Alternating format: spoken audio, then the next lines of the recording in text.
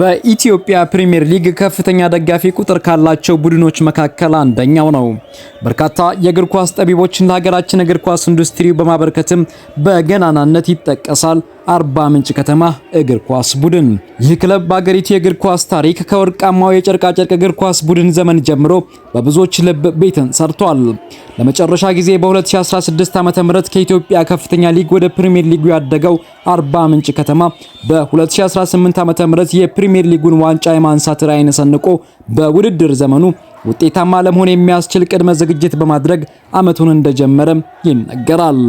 ይሁን እንጂ ክለቡ በውድድር አመቱ ከ10 ጨዋታዎች አንድ ጨዋታ በማሸነፍ በሁለት ጨዋታ አቻ በመውጣት 5 ነጥብ ብቻ በመሰብሰብ በደረጃ ሰንጠረዡ 19ኛ ደረጃ ላይ መቀመጡ የስፖርት ቤተሰቡ የቅሬታ ምንጭ ሆኖ ሰንብቷል። የክለቡን ውጤት ማጣት ተከትሎ ውይይት ያደረገው የአርባ ምንጭ ከተማ እግር ኳስ ክለብ ቦርድ የክለቡን ችግር ለመቅረፍ የ3 ጨዋታ ጊዜ እድልን ለአሰልጣኞች ቡድን መስጠቱ ይታወቃል። ይህንን ተከትሎ በተሰጠው የ3 ጨዋታ እድል ክለቡ አመርቂ ውጤት ሳያስመዘግብ በመቅረቱ የአርባ ምንጭ ከተማ እግር ኳስ ክለብ ቦርድ ለሁለተኛ ጊዜ በዛሬው ዕለት ባካሄደው አስቸኳይ ስብሰባ የአሰልጣኞች ቡድን ሙሉ በሙሉ እንዲቀየር ውሳኔ አስተላልፏል። ጋሞ ህዝቦች አምባሳደር የሆነው የአርባ ምንጭ ከነማ እግር ኳስ አሁን ባለበት የውጤት ቀውስ ውስጥ መግባቱ ይሄን ዛሬ የክለቡ ቦርድ አባላት ነባርና አዲስ አባሎች ጋር በጋራ መክረናል። ያው የጋሞ ዞን አስተዳደር የክለቡ በላይ ጠባቂ እንደመሆኑ መጠን የአርባ ምንጭ ከተማ አስተዳደር ከንቲባ የቦርዱ ሰብሳቢ ነው። በጋራ መክረን የተለያዩ ውሳኔዎችን አሳልፈን ነው። አንደኛው የተጫዋቾች አሰልጣኞችን የኮቺንግ ቲሙን እንዲሁም የቴክኒክ ቡድኑን ለውጥ እንዲደረግ ኦሬዲ ተወስኗል ማለት ነው።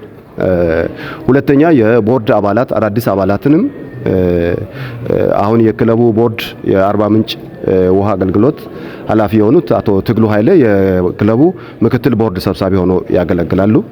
ሌሎች የግል ባለሀብቶችም ከዚህ በፊት ስለ ክለቡ ታሪክና አመጣጥ የሚያውቁ በርካታ ባለሀብቶችንም በዚህ እንዲካተቱ አድርገናል።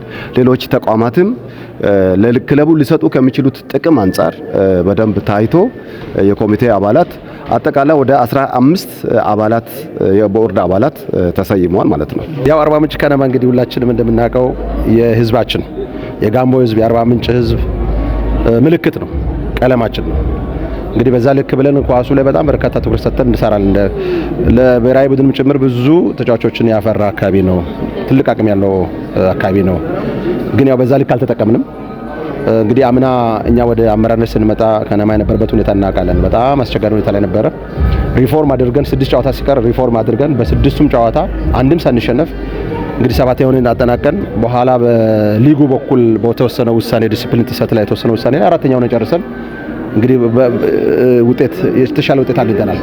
ያንን ያመጣው ግን በውጥረት ውስጥ ሆነን ስለነበረ ዘንድሮ ግን አቅደን መስራት ስላለብን የቅድመ ዝግጅት ምዕራፍ ስራዎችም 2 ወር ሙሉ እንዲዘጋጁ ተደርጎ አስፈላጊ በጀት ተመድቦ የአስፈራሚ ኮሚቴ በፊት ይታማ የነበረው 2-3 የነበረውን ሙሉ የኮቺንግ ስታፍ ኖሮበት ኮሜንት እየሰጠ እንዲያደርግ በጣም ትራንስፓረንት የሆነ አሰራር ዘርግተን ብዙ ተጫዋቾችም ፈርመው እንግዲህ በስኳድ ደረጃ ዴብዝ ከሌሎቹ ክለቦች ቢሻል እንጂ ያነሰ አይደለም።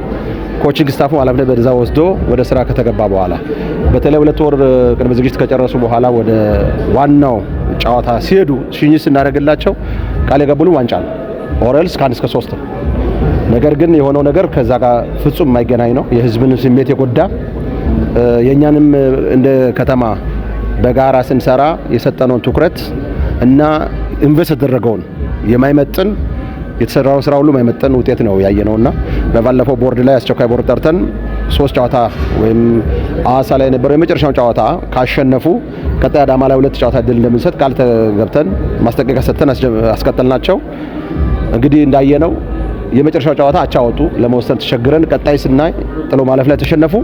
ትላንትም ስለተሸነፉ በቦርድ ውሳኔ መሰረት ያን ውሳኔ ተግባራዊ ማድረግ ስለነበረብን ዛሬ በአስቸኳይ ተሰባስበን እንግዲህ ውሳኔ አሳልፈናል።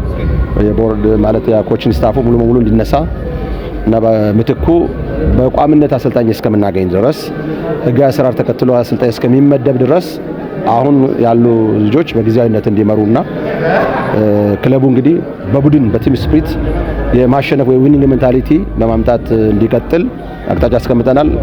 ይሄ እንግዲህ ሪፎርም ኮችንግ ስታፍ ላይ ብቻ ያበቃ አይደለም፣ ቦርዱ ላይም አድርገናል። ምክንያቱም ቦርዱ ላይም ድርሻ ስለሚወስዱ መሪ ስለሆነ ቦርዱ ላይ የሚያበቃ አይደለም። የደጋፊ ማህበር እንደገና ሪፎርም መደረግ አለበት። ዳይሬክሽን አስቀምጠናል። እንግዲህ ከዛ ውጪ ተጫዋቾች ድረስ ሪፎርም ይደረግ። በጉዳት በዲሲፕሊን ምንም ለክለብ ውጤት ለጋራ ውጤት ቅድሚያ ሳይሰጡ ማአት ገንዘብ የተከፈላቸው የሚጠበቅባቸውን ያላደረጉ ከአቅም በታች የተጫወቱት ላይም እርምጃ እንወስዳለን። ስለዚህ እርምጃው ቀጣይ የሚቀጥል ይሆናል። አሁን ግን በዛሬው እንግዲህ ቦርዱን ሪፎርም ማድረግ አሰልጣኝ ቲሙን ቀይረናል።